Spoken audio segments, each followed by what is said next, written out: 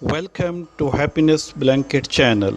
Subscribe this channel so that you may get our new selection from the world best videos. Now please like, share and comment this video. We are thankful to the video producers for their reuse permission.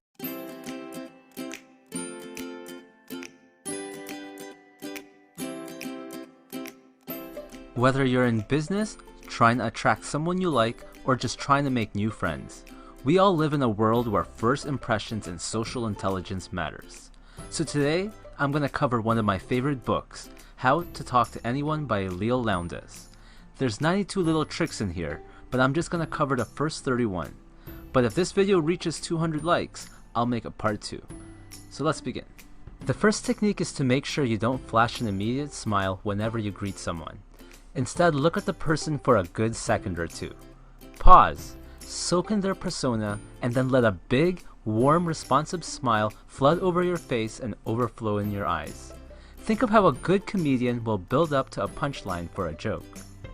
Next, pretend your eyes are glued to your conversation partner. Don't break eye contact even if he or she has finished speaking. If you have to look away, do it slowly. But as a side note, Leil warns the men to lower the intensity level when using this on other men. Now in a group setting, watch your target partner even when someone else is talking. If this is too intense, then keep your eyes on the speaker, but every time the speaker finishes a point, let your glance bounce to your target. This technique makes your target feel like you care about his or her reaction. Next is about posture. Every time you walk through a doorway, picture an iron jaw bit hanging from the frame just slightly above your head, and imagine taking a bite out of it. This should help you straighten your posture. Practice this in your home throughout the day. For the next technique, consider giving a warm smile, your full attention, and the total body turn to everyone you meet, as if a cute baby just crawled up to your feet. Or similarly, imagine the person is like your old best friend who you haven't seen in ages. Number 7 is about not fidgeting and keeping hand motions below your head. Many believe that one of the big reasons that Richard Nixon lost to JF Kennedy in the 1960 presidential elections is because he kept fidgeting and mopping his eyebrows on live television. Technique 8 is about making it a habit to pay attention to the little things. Are they smiling? Looking away? Rubbing their neck? Is their feet pointing towards the door? You don't have to be a body language expert to pick up on what they may be thinking. Next, relax and practice visualizing yourself walking around hung by your teeth, shaking hands, smiling, and treating people like you're meeting a long-lost best friend. Next, remember to match people's mood and tone of voice first, even if they're upset or depressed. Enter people's world before bringing them to yours. The 11th is understanding that your first impression has little to do with your actual words. Just remember to avoid starting conversations with a complaint or something negative. The next technique is to wear or carry something unusual, could be small, that strangers will feel compelled to stop you and ask you, "What is that?" Next, ask a friend, the host of the party, or anyone who knows your target about some facts, and then use those as an icebreaker. "So I heard you're a famous magician where you're from." But if you don't know anyone who can give you some facts, then try eavesdropping. "Excuse me, I couldn't help but overhear that you're a dancer." When someone asks you the inevitable, "Where are you from?"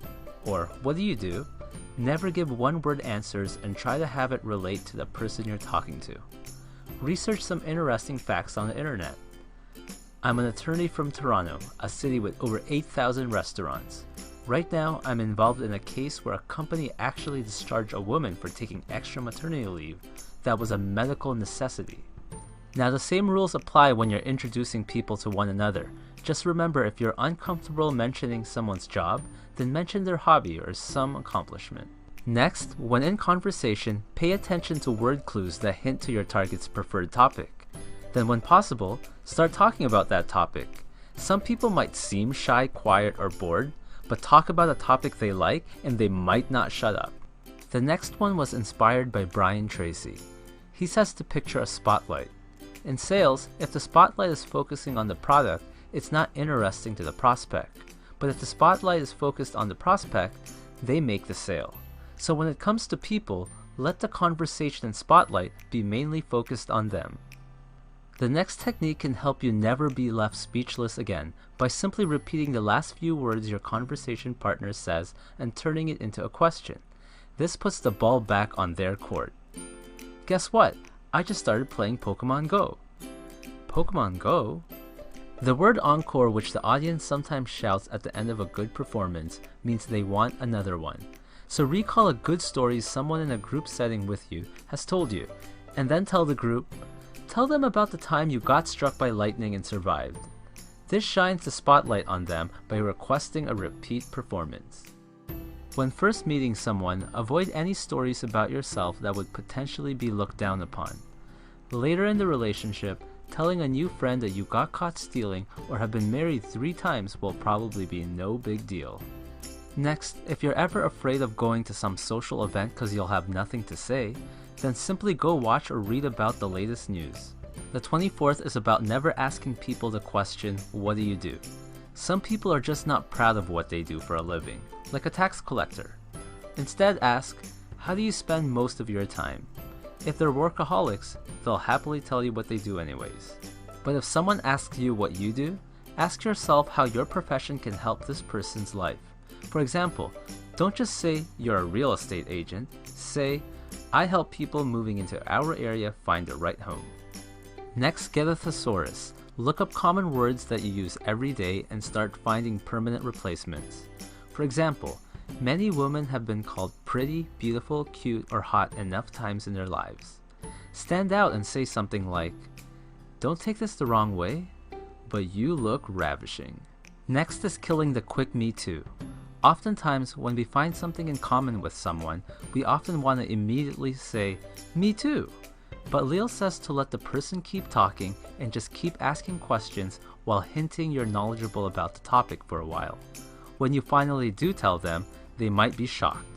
Then you just flatter them by saying something like, I was just enjoying hearing you talk. I was afraid you'd stop me if I told you.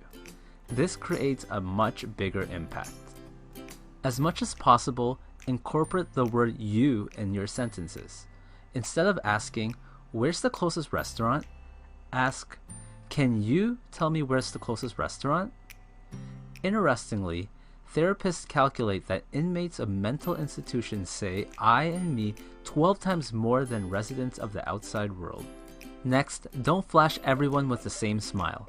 When meeting groups of people, give a distinct smile to each person, and if one person in the group is more important to you than others, then reserve an especially big, special smile, perhaps using the one from technique number 1. Next, never use cliches of any kind, like, I'm as quiet as a mouse. Instead, follow technique number 31 and consider just slightly changing the ones you already know. For example, switch when pigs fly to when monkeys live on clouds, or as quiet as a mouse to as quiet as an eel swimming in oil. Instead of sure as death and taxes, try as certain as beach traffic in July. Now, because I'm approaching 1,000 subscribers, I just want to thank every single one of you. And as a gift for watching this whole video, I'm randomly giving a copy of this book to anyone who subscribed and joined my mailing list. You'll get access to exclusive contents and gifts, my free ebook, a chance to win future drawings, and much, much more. So as usual, choose A, B, or C, or D. Hope my pants fall down.